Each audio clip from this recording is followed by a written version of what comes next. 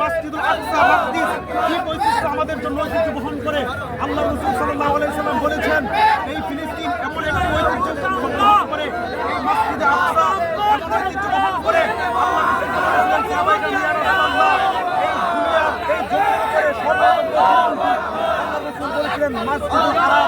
সাল্লাল্লাহু আলাইহি সাল্লাম বলেছিলেন দ্বিতীয় মসজিদ কোনটি?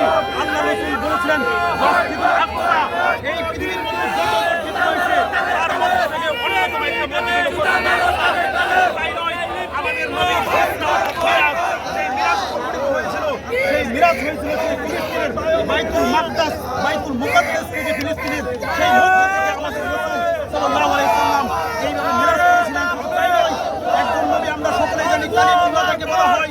হযরত মূসা আলাইহিস সালাম সেই আল্লাহর কাছে দোয়া করেছিলেন, আল্লাহ আমার কবর যেন এই বাইতুল মাকদাসের আশেপাশে হয়।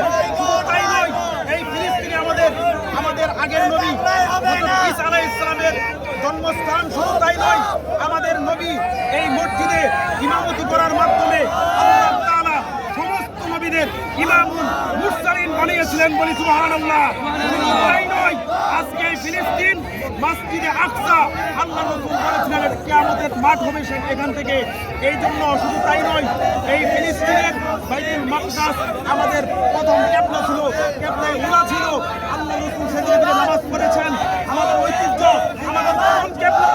আজকের মাধ্যম থেকে বলতে চাই, আমাদের প্রথম কিবলাকে কেউ ষড়যন্ত্র করতে চায়, শুধু ইসরায়েল নয়, আমেরিকা নয়, ইউরোপ কান্ট্রি যারাই চক্ষু হবে তাদের চক্ষু আমরা উপড়ে ফেলবো।